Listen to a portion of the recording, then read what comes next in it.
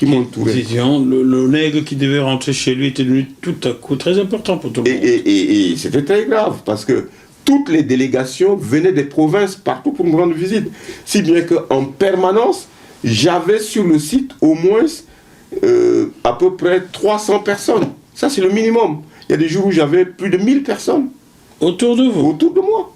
Venus des provinces? Oui. Travaillant partout, pour Renault ou bien pour d'autres Non, compagnies? pour venir me soutenir. Sortant d'autres entreprises? D'autres entreprises du monde. Tous les Français de France et de l'étranger. Tout le monde venait me voir. Comme quoi c'est la machine étatique qui... Voilà. Il y a des gens qui étaient même venus d'Angleterre pour essayer de m'observer pendant la grève de la faim des médecins. Comme cobaye, quoi, pour regarder tout ça. Ah oui, le nègre est souvent cobaye. Hein? Il y a une vidéo qui circule là qui explique comment on a inoculé le sida aux Africains. Le nègre est souvent cobaye, vous êtes passé par là Voilà, aussi, donc au bout de 2 semaines, j'arrête la grève de la faim. Qu'est-ce que vous avez à l'arrêter? Avez-vous une proposition d'un poste ou quoi? Ils ont dit que non, qu'ils ne sont pas racistes, qu'ils ne m'ont pas refusé de poste, mais que je suis mauvais. Je ne suis nul. Donc c'est la raison pour laquelle ils ont décidé de se séparer de moi. Donc si je veux, pas de problème, ils vont me mettre en phase test pendant un certain temps. Oui. Avec un jury neutre qui va m'évaluer. Si le résultat est concluant, c'est eux qui sont racistes. Oui.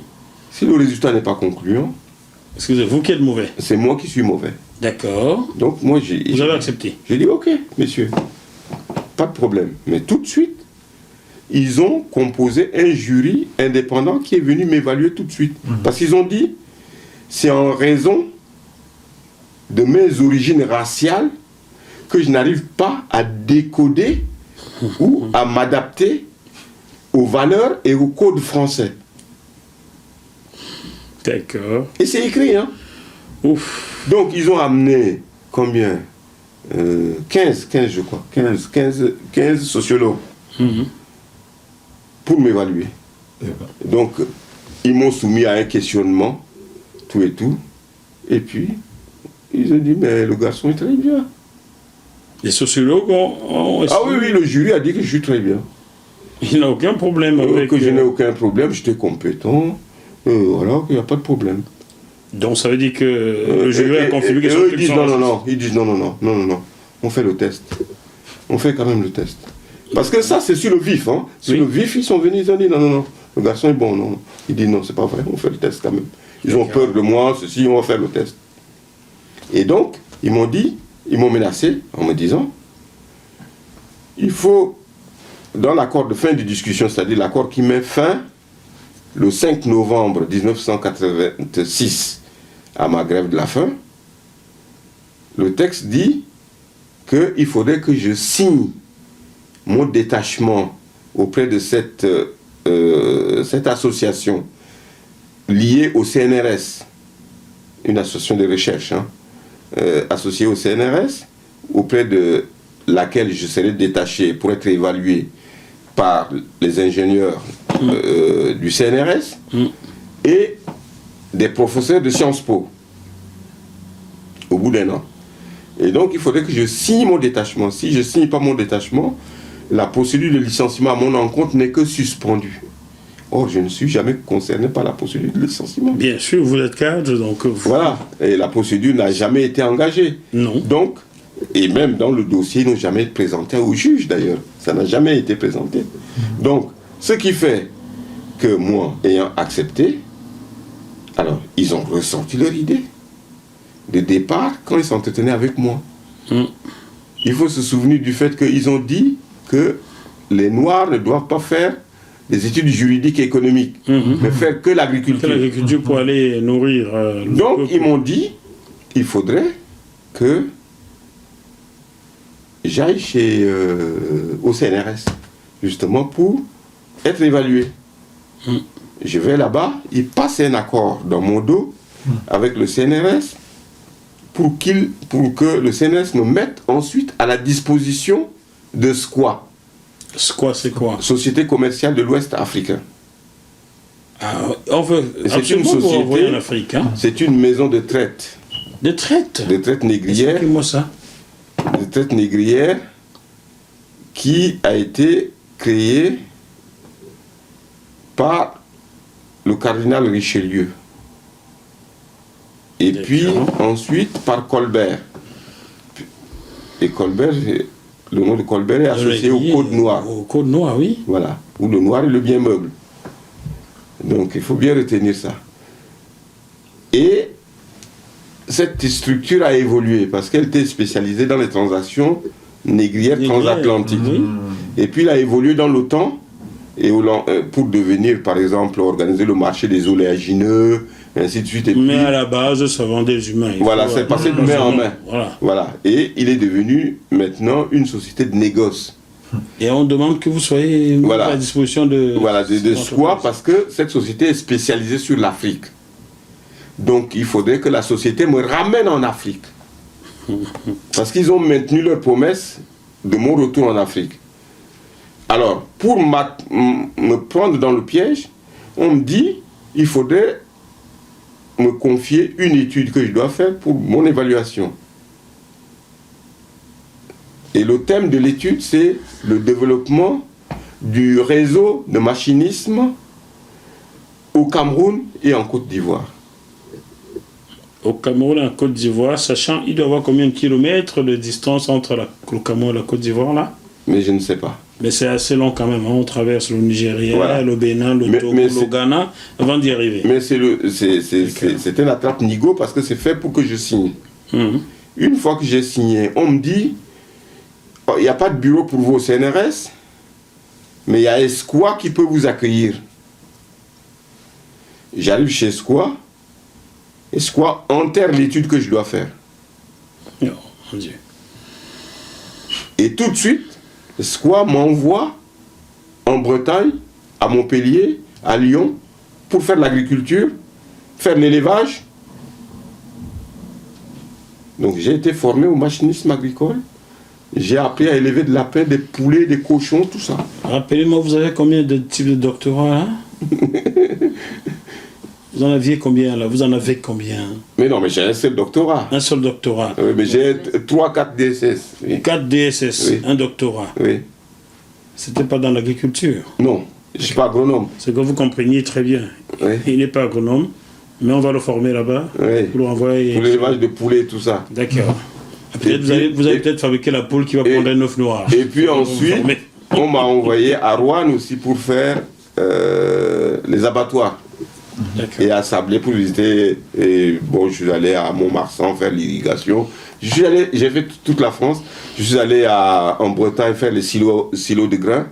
Et je suis allé à Vitré aussi pour faire les groupes électrogènes qu'on peut monter pour irriguer, tout et tout. Bon, j'ai fait tout ça. Dès que j'ai fini, on modifie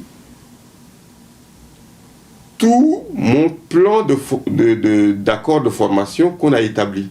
Donc maintenant, je dois aller travailler avec les agriculteurs en Afrique. Donc on me débarque au Cameroun. Parce qu'au départ, l'idée c'était de m'amener au Tchad. Mais comme le Tchad est en pleine guerre civile, donc on dit, mais il doit avoir des attaches aussi au Cameroun, on le débarque au pays voisin. Au pays voisin. Et puis comme ça, peut-être que le machin du pays peut le prendre subitement et puis il peut ne pas nous embêter et rester. Traverser. Oui, traverser et rester. Donc, on va revenir sur la suite tout à l'heure, chers téléspectateurs. On marque un petit temps de pause.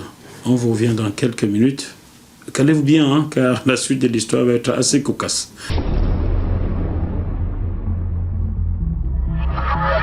Ce programme vous est proposé par Deviseo Fret, spécialiste du transport international Afrique, Dom-Tom, Océan Indien. Retrouvez-nous sur www.deviseo-fret.com. Téléphone +33 139 85 14 23. Bon retour sur le plateau de JMTV+, dans ce bœuf politico-social qui reçoit aujourd'hui Laurent Gabaroum, 44 ans discriminé chez Renault, oui, entreprise Renault qui fabrique des véhicules en France. Nous poursuivons son histoire. Alors, monsieur Gabaroum, on vous a formé dans l'élevage des poulets, peut-être pour créer une poule qui va pondre un œuf noir. On vous a formé dans l'élevage des lapins et dans l'agriculture en général. Et on vous a envoyé au Cameroun en espérant vous voir y rester ou traverser un jour, arriver dans votre Tchad d'origine. Vous êtes resté au Cameroun combien de temps et que faisiez-vous sur le terrain? Avant de partir au Cameroun, j'avais reçu du MEDEF un document qui représentait tout le potentiel d'élevage du Cameroun. Le MEDEF, c'est l'organisation patronale française. Hein? Voilà, il faut c'est un tout le document. monde français. Oui. Voilà, donc je suis allé au Cameroun et... Mais attendez, s'il vous plaît, pourquoi le MEDEF? C'est pas votre employeur. Pourquoi le MEDEF vous remet un tel document? Mais ils ont remis ça à la SCOA qui me l'a donné. Le MEDEF vous envoie un document et votre employeur, c'est Renault. Mais le MEDEF envoie le document à la SCOA et la SCOA m'a donné. Donc c'est comme ça que j'ai eu accès à ce document. Oui. Une fois arrivé sur place, donc j'ai trouvé une structure qui existe et donc j'ai travaillé avec eux. C'était dans quelle ville du Cameroun là? J'ai fait pratiquement toutes les villes de l'Ouest. L'Ouest du Cameroun, Bafoussam. Oui. Bafoussam, Tchang, tout ça j'ai fait. Bouddha, tout ça j'ai fait. D'accord. Donc j'ai fait tout l'Ouest, j'ai fait juste la Kousserie, le nord du Cameroun aussi.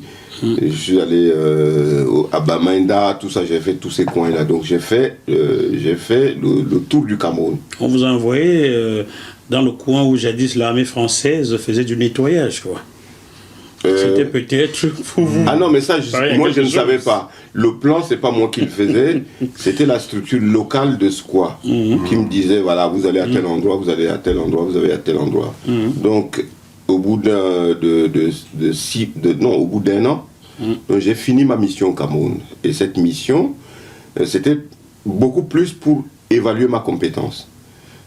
Pour évaluer vos compétences. Oui, puisque au départ, on me dit que je ne suis pas bon. Donc il faudrait qu'on prenne un an pour me mettre à l'épreuve et savoir si je réussissais bien, c'est que eux ils étaient racistes, et si je ne réussissais pas, c'est moi qui suis incompétent. Et pour vous évaluer, on vous envoie à 6000 km de la France. Mais c'est toujours piloté par le CNRS et par les SCOA. Donc, au bout d'un an, je reviens, on se retrouve à Sciences Po Paris, avec les ingénieurs, les gens de SCOA, les gens de Renault. Et assez curieusement, le bilan était très très positif. J'ai eu une très très belle appréciation. Oui. Il y a eu une grande invitation qui a été organisée en ma faveur. Par qui? Par qui a organisé cette manifestation-là? L'entreprise? Non, par SCOA. À SCOA? À l'hôtel Nico. D'accord. Donc on a invité pas mal de choses. J'ai reçu, ça c'est la deuxième partie. Et donc, c'est très bien. Globalement, ils ont considéré que ma mission était une réussite et que mon incompétence n'était pas établie. Ah, il a fallu que vous alliez en Afrique pour qu'on s'en rende compte. Voilà. Donc Renault dit non. Renault dit non. Non. Ils ont peur de moi. Et donc c'était une appréciation qui est litigieuse. Donc ils acceptent maintenant de me reconduire encore une fois. C'est-à-dire prolonger ma mise à l'épreuve pendant un an encore, pour que ça fasse 2 ans. C'était l'histoire de Jésus, quoi. Voilà, parce que moi je leur ai dit que je refusais qu'ils me mettent dans l'agriculture parce que de quel droit ils peuvent se permettre de m'obliger à faire un métier que je ne veux pas faire. Ils peuvent tout au plus me mettre à la porte, mais c'est pas à eux de désigner le type de métier que je dois faire. Et donc j'ai refusé. Et là, et comme j'ai bien réussi ma mission au Cameroun, voilà, donc ils avaient des doutes. Alors ils ont dit dans ces conditions, on va l'envoyer maintenant dans le domaine financier. Et c'est comme ça que j'ai connu le mari de Époté. Denise Époté. Oui. Ah, vous avez travaillé avec son époux? Mais oui. Monsieur Durand? Oui, monsieur Durand. Il travaille à Renault? Non, il travaillait pour la Banque Lazare. Et moi, je suis allé au Cameroun pour travailler avec le FMI. Et la Banque on vous a renvoyé au Cameroun? On m'a renvoyé une deuxième fois au Cameroun, mais sur le domaine financier maintenant. Oui. Et donc, pour continuer mon évaluation. D'accord. Voilà. Mais donc, cette fois-ci, plus dans l'agriculture. Pas plus, mais je travaillais directement avec le ministère des Finances. Et avec les banques internationales. D'accord. Donc, j'ai travaillé encore 1 an. Et puis, quand je suis revenu, alors là, c'est encore, c'est la totale. Parce que j'ai eu une note de félicitations de l'attaché commercial de l'ambassade de France au Cameroun. D'accord. Recommandation en disant que j'étais très très bien, que j'étais compétent. La Banque mondiale a dit la même chose. Le Cameroun, les Camerounais ont dit la même chose. Non, les Camerounais, on s'en fout. Eux, ils peuvent pas dire bonnes choses sans vos frères. Sans vos frères. Donc, hein. On va rester les Blancs qui étaient à l'ambassade de France. On dit que vous étiez bon. Donc que j'étais très bon. Donc j'arrive et eux, Renaud me dit quoi? Renaud me dit, la première chose que Renaud me dit, il dit on est désolé. Vous êtes bon, mais... non, tout le monde dit que vous êtes bon. Donc oui. nous on est désolé et on vous reprend. Voilà. C'est la seule réponse. C'est tout. Donc ça signifie qu'eux ils sont racistes. Aucune réparation. Mais non, mais attendez, c'est pas fini. Ils ont dit ça comme ça pour amuser la galerie parce que tout le monde disait que j'étais bon, donc ils ne pouvaient pas me mettre à la porte. Ils m'ont pris. Mais qu'est-ce qu'ils ont fait de moi? Et j'étais toujours personnel non affecté durant toute cette période-là. Ça, c'est en quelle année, là? Mais ça, on est en 89. Donc, ça veut dire depuis 1985 depuis à 89, 4 ans, vous êtes toujours personnel non affecté. Personnel non affecté. D'accord. Donc, ma carrière ne progresse pas, je ne progresse pas, rien du tout. J'arrive. On me met tout de suite en stage de longue durée. Stage de longue durée? Voilà. On vous a demandé votre avis cette fois-ci? Non. Vous ne pouvez pas parler? Non, on décide. Nous sommes en France où certaines personnes qui ont posé des actes répréhensibles, ignobles, étant sourds-muets, peuvent ouvrir la bouche pour dire certains mots. Voilà. Mais vous, on vous a jamais demandé votre avis? On m'a mis en stage de longue durée à la direction des affaires internationales. Yes. Et spécialisé dans la direction après-vente. Donc, j'ai commencé dans ce secteur-là à travailler avec les Turcs. Et puis à travailler avec OIAC, et puis travailler un peu avec l'Europe de l'Est. J'ai travaillé aussi avec l'Asie. Et donc j'ai travaillé dans ce secteur-là. Après, j'ai été nommé attaché de communication à la direction centrale après-vente. C'est-à-dire que c'est moi qui suis responsable de tous les documents techniques qu'on fait pour accompagner les véhicules. Et je m'occupe des opérations de lancement de véhicules, les incidents techniques, l'incidentologie, tout ça transite par moi. Les essais de véhicules. Donc le terme de communication n'est pas approprié, mais c'est un domaine très très technique. Donc je suis resté là pendant 10 ans. C'était un poste ou c'était toujours... Vous étiez toujours... Mais c'était un placard. Affecté. Mais là, on m'a affecté. Ah, on vous a enfin affecté? On m'a affecté. On m'a affecté. Et c'est de là... Donc le terme, il faut bien voir dans les jugements qu'ils ont rendus, ils ont parlé de titularisation, alors que nous on parle de titulariser sur un poste, ce qui est totalement différent avec titularisation. Ça montre à peu près que le juge même de la cour d'appel s'est trompé parce qu'il va confondre la titularisation de la fonction publique avec la titularisation dans le secteur privé. Alors ça me rend fou parce que moi-même étant juge, je m'étonne qu'un juge puisse faire autant de fautes. C'est du jamais vu. Et vous êtes étonné? Ah non, mais c'est dingue. De voir un juge à ce niveau-là faire cette erreur-là. Mais c'est parce que vous êtes catholique. Vous seriez d'une obédience, il n'y aurait peut-être pas eu d'erreur. Vous êtes trop catholique. Mais non, mais pas du tout. Je suis catholique, ça dit gentil. Oui. Pas autre chose. Oui, à peu près. Voilà. Donc, à partir de là, on décide un matin.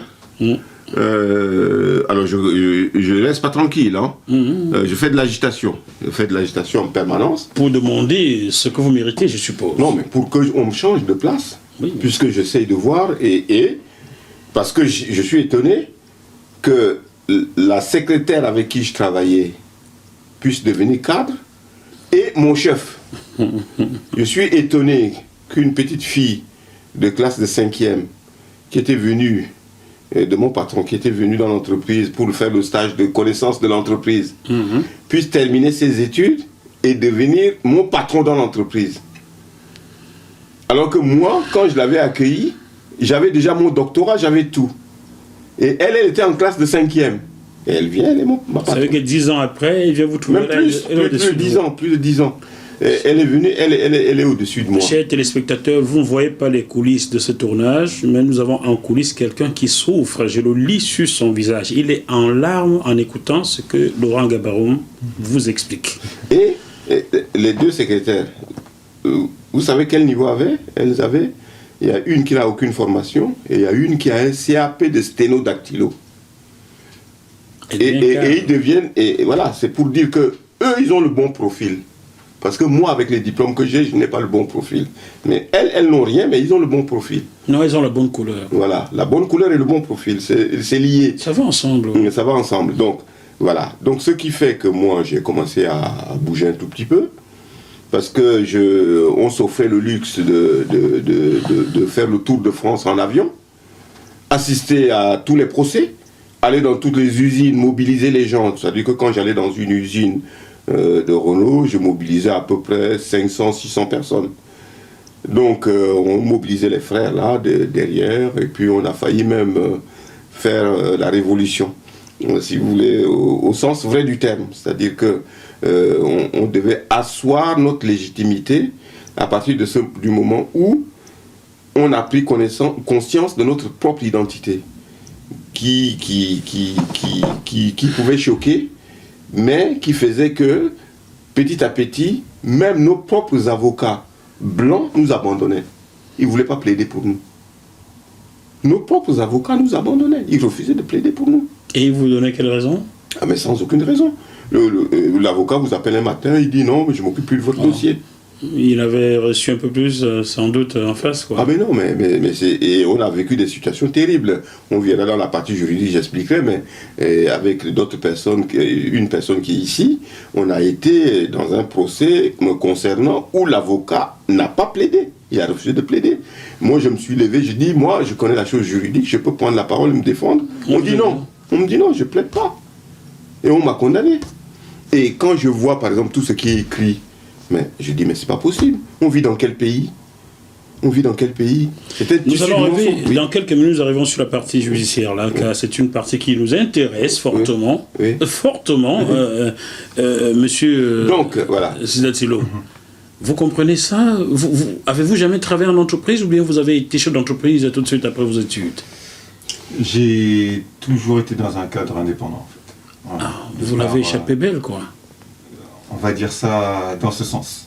Mais en même temps, ça révèle très bien quelque chose de très illusoire et de très hypocrite dans cette société qui parle de certaines choses en exposant la liberté, l'égalité. Voilà.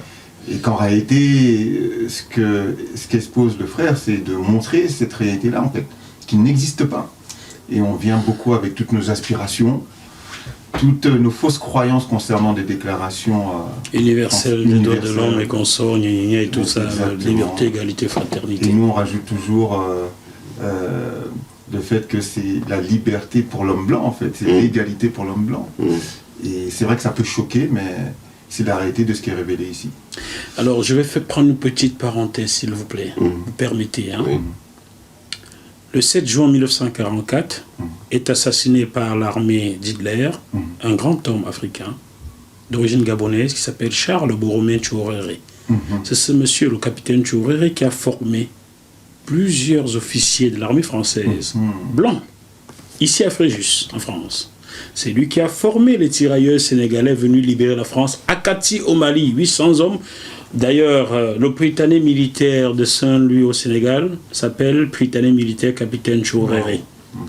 Mais en France, il n'y a pas la trace du capitaine Tchouéré dans la moindre rue de Paris.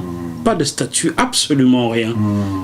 J'avais écrit à Hollande, François Hollande, président de la République, pour lui soumettre le documentaire que j'ai tourné sur le capitaine Tchouéré, qui m'a valu de gagner 2 prix, quelque part. Et il m'avait été répondu qu'on commémore déjà les tirailleurs sénégalais en France. Point final. Point final. Wow. Vous voyez? Ce monsieur a été assassiné en 1944. 75 ans après, on commémore tout le monde tous les jours. Lui, on ne l'a jamais cité. C'est un sous-homme. Un peu comme ce que vous me relatez là. Mais il faut voir aussi le cas de Félix Eboué, Ouais. qui a répondu présent à l'appel du général de Gaulle, et qui a réuni la résistance pour venir libérer la France. Félix Eboué, Mais sans qui le qui connaît? De Gaulle n'aurait pas existé. Oui, oui, qui le connaît. Qui le Ah connaît. oui, si, il y a une place quand même, vous exagérez. Mais qui le Écoutez, connaît? dans le 2e arrondissement de Paris, il y a la place Daumesnil, mais en tout petit, Félix Eboué en dessous. Vous exagérez, vous voyez. Mauvaise langue, Mais vous non, êtes mais pas mauvais du tout. comme il Mais pas du disait. tout. Mais parce qu'au moment d'entrer dans Paris pour libérer Paris, la deuxième DB qui devait entrer Ouais. dans Paris, on l'a dépouillé de ses troupes noires. Mais elle était trop noire. Vous voulez salir le sol de Paris. Vous êtes bon pour la libérer, déranger. Bon, on vient à votre histoire. Vous avez dérangé en interne pour être... Donc, à un moment donné, en 2000, ils ont décidé... En 2000, En 2000. ils ont décidé En quoi? 2000, ils ont décidé de me donner une promotion. C'est-à-dire que maintenant, il faut que je passe à l'échelon au-dessus. C'est-à-dire que j'étais en position 2. Alors qu'en position 2, les gens mettent au maximum 2 ans. Moi, je suis resté 15 ans 15 ans, 15 position ans. 2. en position 2. Et on décide de me mettre en position 3A en 2000. Mais finalement, au moment où on voudrait me mettre, on s'aperçoit, parce que pour passer d'une catégorie à une autre, il faut avoir un minima de niveau de rémunération qui justifie. C'est-à-dire que si vous êtes par exemple position 2, il y a un minima par exemple de 100. Mais si vous devez passer à 3A, il faut un minima de 200. Or, moi j'étais à 110. Depuis 15 ans. Oui, depuis 15 ans. J'étais à 110. Et là Donc ils ont mis 1 an pour ajuster mon niveau de rémunération à minima pour que je puisse passer aux catégories au-dessus. Alors que les autres, ils passent en 2 ans. Maximum, même en 6 mois. Vous avez mis 16 ans. Moi, j'ai mis 16 ans au total. 16 ans au total. Ont-ils rattrapé cela? Tout non. ce qui a manqué? Non. Mais non, pas du tout. Pas du tout, puisque j'ai été mis simplement au niveau le plus bas possible. Plus bas possible. Et donc là, dans le jugement, ils vont dire que mon salaire a été augmenté de 10%. Mais on ne voit pas la base. Je suis parti de combien? Je suis parti de combien? On augmente de 10%, de 20%. Je suis parti de combien? Alors, donc, voilà. vous avez donc accédé à cet échelon-là en 2000. Et on décide de m'affecter à la direction des ventes et spéciales exportations qui dépend de la direction commerciale France. Et pourquoi on m'envoie dans cette direction? Pour une raison toute simple.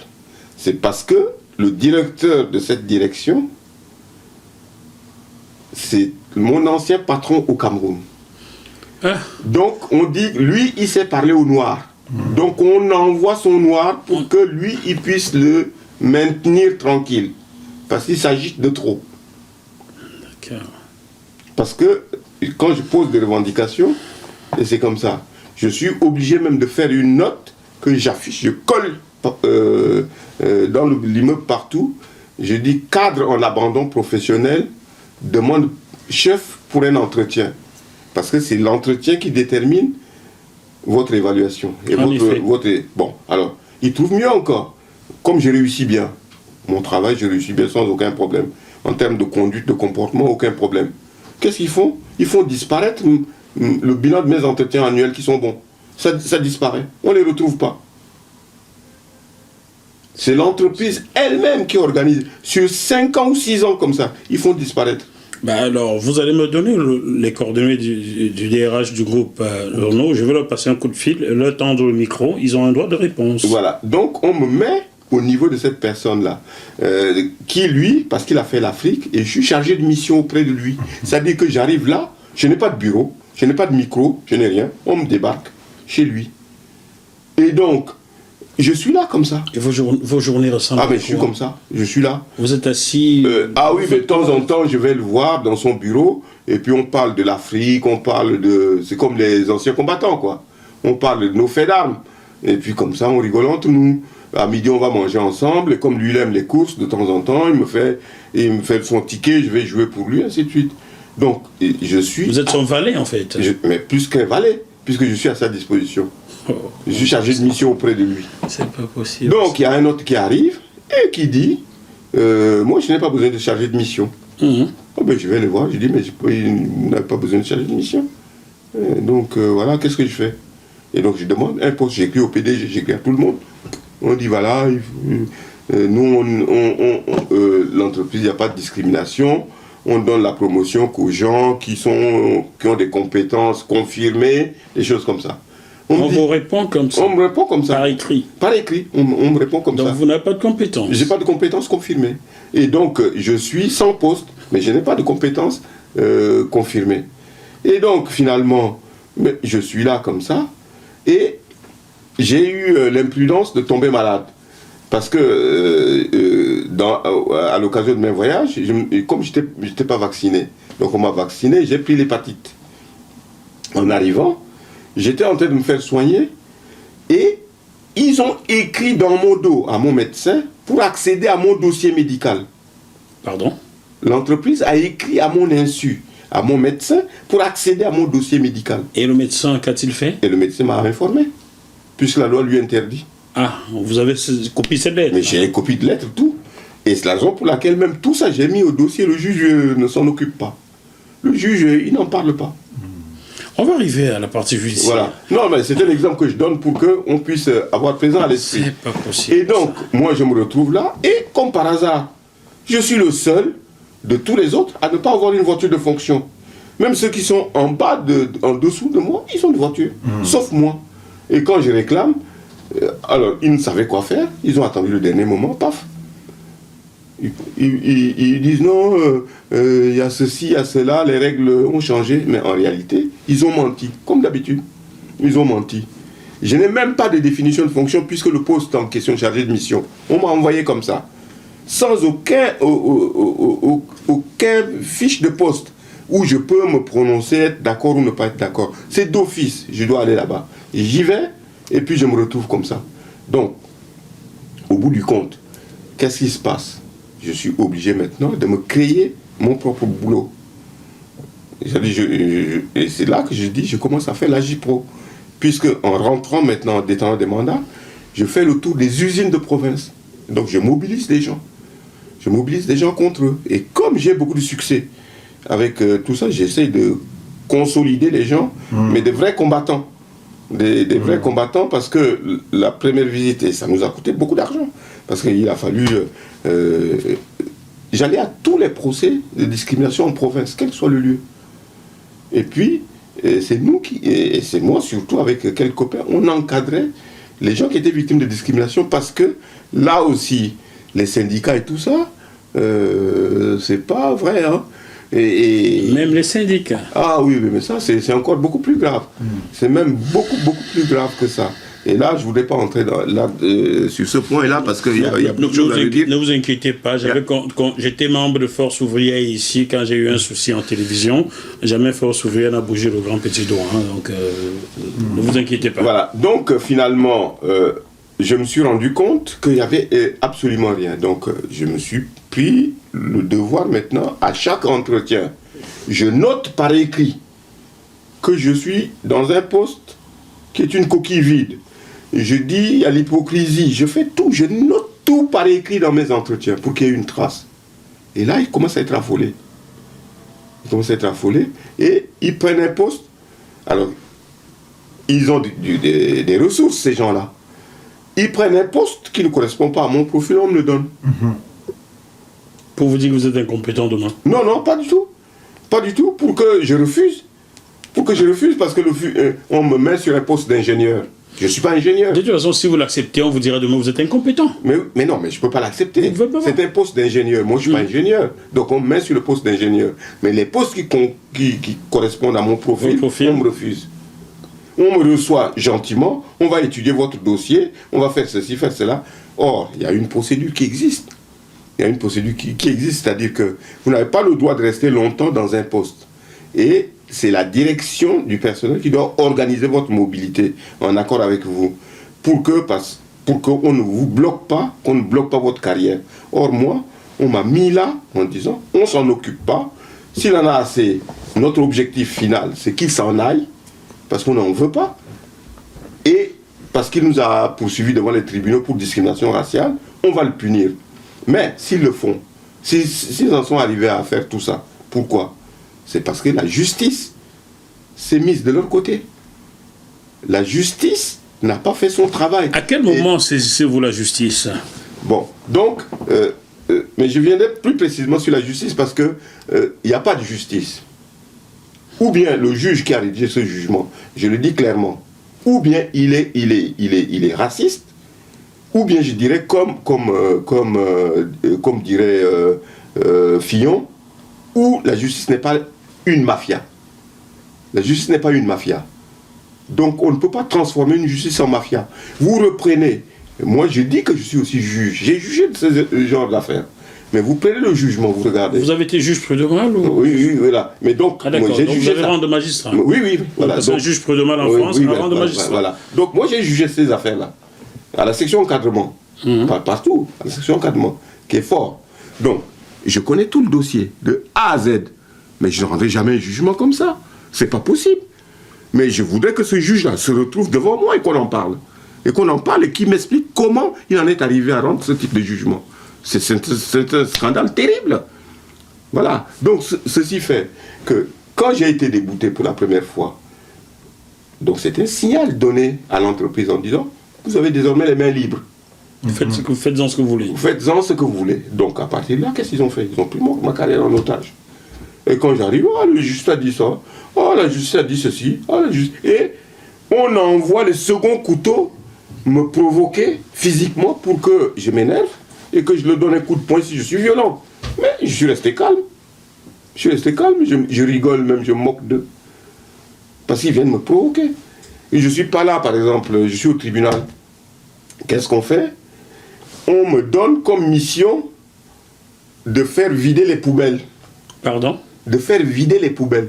Et c'est pas mon chef. C'est pas mon chef. Mais qui vient me dire de faire vider les poubelles.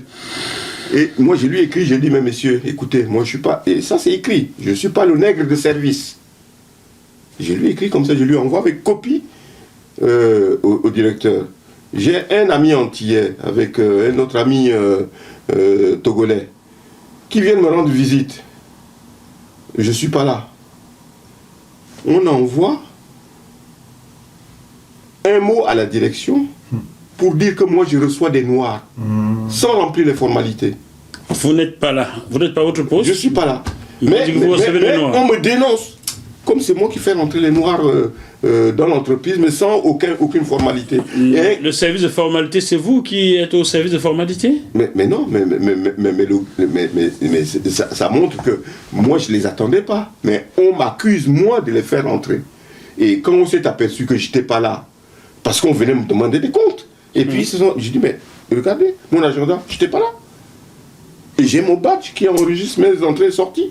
Et donc, allez vérifier, je n'étais pas là. Comment ça se fait que moi, je peux porter ça? Et moi, j'ai pris les équipes là, donc on est descendu à l'entrée. Et on lui a dit, écoutez, si vous voulez, on va vous transformer en noir. Hein. Nous, on est des gens sérieux. On est des gens sérieux. On a écrit au PDG, le PDG n'a même pas osé répondre. Le PDG n'a même pas osé répondre. Voilà, le PDG n'a pas osé répondre. Il n'a pas daigné ou il n'a pas osé parce que... mais non, mais il n'a pas daigné, non. Il n'a pas osé répondre. Parce que s'il répondait, nous on répondait. D'accord. Nous on répondait, nous sommes des hommes. Nous ne sommes pas des femmes là. Nous sommes des hommes. Même les femmes répondent aujourd'hui. Mais non, ça dit qu'en termes de bagarre. En termes de bagarre, s'ils nous touchent, nous on se défend. On se défend. Donc... On pourrait vous traiter sexiste, donc attention. Non, mais on vous il y a tellement de choses dans les cheveux que... Non, mais c'est leur expression qu'on a héritée. C'est la colonisation. C'est ça. On a colonisé, c'est l'esprit. Donc, alors, je vous demandais, monsieur Gabaroum, à quel moment saisissez-vous la justice française pour discrimination au sein de l'entreprise Renault? Donc, en 2003. Alors, en 2003... Il y a 16 ans de cela. Voilà, compte tenu du fait que c'était le 19 mars 2003, je crois. Donc, faute de solution, puisque je me retrouvais dans une impasse sur le plan professionnel, il n'y avait qu'une seule chose à faire. Les gens se donnaient des coudes. Ça, c'est le nègre, là, voilà comment on le traite. Ah, nous, les blancs, on ne nous traiterait pas comme ça. Et donc, j'ai dit, bon, mais maintenant, il faut les amener là où il faut les amener. Je demande à JMTV+, de continuer à faire ce travail extrêmement important de recueillir les informations, de les recueillir avec esprit critique, pour ensuite les diffuser comme elle le fait, afin que les esprits s'éveillent, que les consciences s'ouvrent davantage et que les actes suivent.